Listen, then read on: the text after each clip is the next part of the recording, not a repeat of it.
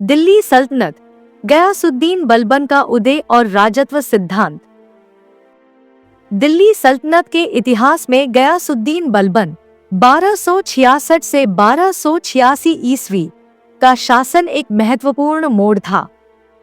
वह गुलाम वंश का सबसे शक्तिशाली सुल्तान था और उसने अपने शासनकाल में कई महत्वपूर्ण सुधार किए, जिनका प्रभाव आने वाले वर्षों तक बना रहा। बलबन ने तुर्कान चहलगानी 40 अमीरों के समूह का अंत कर अपने शासन को मजबूत किया और एक सख्त राजत्व सिद्धांत की स्थापना की।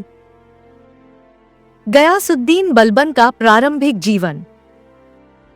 बचपन का नाम। बलबन का असली नाम बहाउद्दीन था। गुलामी। बचपन में मंगोलों ने उसे पकड़ लिया और उसे बगदाद ले जाकर जमालुद्दीन बसरी नामक व्यक्ति को बेच दिया। दिल्ली आगमन। 1232 ईस्वी में गुजरात के रास्ते दिल्ली लाया गया। 1233 ईस्वी में इल्तुतमिश ने उसे खरीद लिया और अपनी सेवा में रखा। अपनी बुद्धिमत्ता और निष्ठा के कारण बलबन धीरे धीरे सुल्तान के भरोसेमंद व्यक्तियों में शामिल हो गया और उच्च पदों पर आसीन हुआ। बलबन विभिन्न सुल्तानों के शासनकाल में अलग अलग पदों पर कार्य करता रहा। इल्तुतमिश के समय ख्वासदार, निजी सेवक। रजिया सुल्तान के समय अमीर शिकार, शाही शिकार प्रमुख। बहराम शाह के समय अमीर आखुर, शाही अस्तबल का प्रमुख। मसूद शाह के समय अमीर दादबक, विशेष सचिव। नासिरुद्दीन महमूद के समय नायब मामलिकत, सुल्तान का संरक्षक। 1253 ईस्वी में नासिरुद्दीन महमूद ने बलबन को नायब मामलिकत बनाया, जिससे वह वास्तविक सत्ता का स्वामी बन गया। 1266 ईस्वी में नासिरुद्दीन महमूद की मृत्यु के बाद बलबन स्वयं दिल्ली का सुल्तान बन गया। राजत्व का सिद्धांत। बलबन ने अपने शासन को ईश्वरीय शक्ति के रूप में प्रस्तुत किया और कहा कि सुल्तान पृथ्वी पर ईश्वर का प्रतिनिधि होता है। उसने अपने शासन को नियामते खुदाई, ईश्वर की छाया बताया। उसने दरबार में फारसी परंपराओं के अनुसार सिजदा, घुटने टेककर सुल्तान को प्रणाम करना, और पैबोस, सुल्तान के चरण चूमना की प्रथा लागू की। उसने कठोर अनुशासन लागू किया और शाही दरबार को भव्य और प्रभावशाली बनाया। राजत्व सिद्धांत की प्रमुख विशेषताएं। सुल्तान का पद ईश्वर द्वारा प्रदान किया जाता है, यानी जनता को सुल्तान की आज्ञा का पालन करना अनिवार्य है। सुल्तान को निरंकुश होना चाहिए, जिससे शासन में कोई भी विद्रोही शक्ति पनप न सके। रक्त और लोहे की नीति। बलबन ने विद्रोहियों के दमन के लिए कठोर दंड की नीति अपनाई। बलबन दिल्ली सल्तनत का लौह पुरुष। बलबन ने प्रशासन को मजबूत बनाने के लिए कई महत्वपूर्ण सुधार किए। तुर्कान चहलगानी का अंत।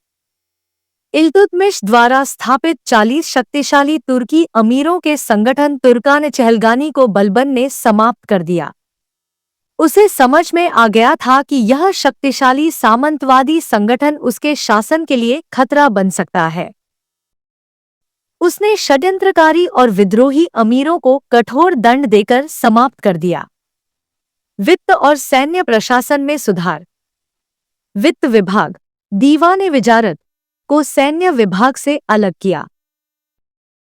सैन्य विभाग, दीवान आरिज की स्थापना की, जिसका प्रमुख आरिज ममालिक कहलाता था। सेना की भर्ती, वेतन व्यवस्था और प्रशिक्षण को सुव्यवस्थित किया। गुप्तचरों की एक प्रभावी प्रणाली विकसित की, जिसमें प्रमुख अधिकारी वरीद ममालिक कहलाता था। बलबन की सांस्कृतिक और धार्मिक नीति। बलबन ने भारत में पारसी नववर्ष, नवरोज मनाने की परंपरा की शुरुआत की। इस अवसर पर भव्य समारोहों का आयोजन किया जाता था। उसने इस्लामी परंपराओं और फारसी रीति रिवाजों को बढ़ावा दिया। विद्रोहों का दमन और सीमाओं की रक्षा। मंगोल गोल आक्रमणों का सामना। बलबन के शासनकाल में मंगोल बार बार दिल्ली सल्तनत की सीमाओं पर आक्रमण कर रहे थे। उसने सैन्य शक्ति को मजबूत कर मंगोल आक्रमणों को रोका और उत्तर पश्चिमी सीमाओं को सुरक्षित किया। बंगाल और दोआब क्षेत्र में विद्रोह का दमन। बंगाल के विद्रोह को दबाने के लिए बलबन ने अपने बेटे बुगरा खां को वहां का सूबेदार नियुक्त किया। दोआब क्षेत्र के विद्रोही राजाओं और जमींदारों के खिलाफ बलबन ने सख्त कदम उठाए। बलबन की मृत्यु और उत्तराधिकारी। 1286 ईस्वी में बलबन का बड़ा बेटा शाहजादा मोहम्मद मंगोलों से युद्ध में मारा गया। दूसरा बेटा बुगरा खां बंगाल का शासक था, लेकिन उसने दिल्ली की गद्दी पर बैठने से इनकार कर दिया। 1287 ईस्वी में बलबन की मृत्यु हो गई और उसके पोते कैकुबाद को दिल्ली का सुल्तान बनाया गया। दिल्ली सल्तनत में किलों और भवनों का निर्माण। बलबन ने दिल्ली में लाल महल और लाल भवन का निर्माण करवाया। उसने कई प्रशासनिक भवनों का निर्माण किया और शाही दरबार को अधिक भव्य बनाया। अमीर खुसरो और बलबन। बलबन के शासनकाल में प्रसिद्ध कवि और इतिहासकार अमीर खुसरो का प्रारंभिक जीवन था। उन्होंने शाहजादा मोहम्मद के काल में एक इतिहासकार के रूप में कार्य किया। अमीर खुसरो को तूती हिंद, भारत का तोता भी कहा जाता था। गयासुद्दीन बलबन दिल्ली सल्तनत का एक मजबूत और प्रभावी शासक था। उसने शासन में अनुशासन, शक्ति और कठोरता को लागू किया। उसकी रक्त और लोहे की नीति ने दिल्ली सल्तनत को स्थिरता प्रदान की। हालांकि बलबन की मृत्यु के बाद सल्तनत कमजोर हो गई और कुछ वर्षों में खिलजी वंश की स्थापना हुई। 1287 ईस्वी में बलबन की मृत्यु हो गई और उसके बाद कैकुबाद सुल्तान बना, लेकिन वह कमजोर शासक साबित हुआ।